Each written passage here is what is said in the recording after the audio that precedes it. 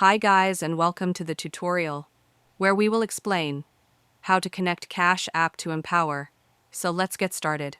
First, open up your Cash App on your phone.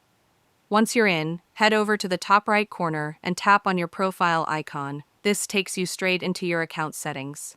Now, scroll down just a little bit until you see an option labeled Linked Banks.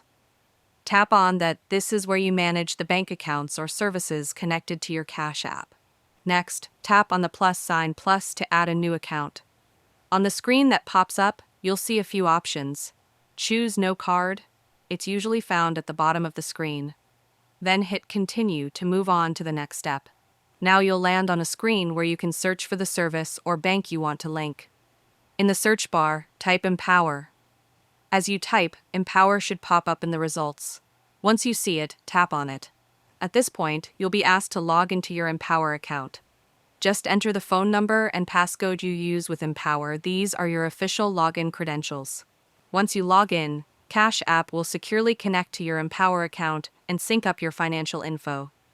This allows you to use Empower just like any other linked bank, so you can move funds, make payments, and manage your money seamlessly from the app. And that's it, you are done.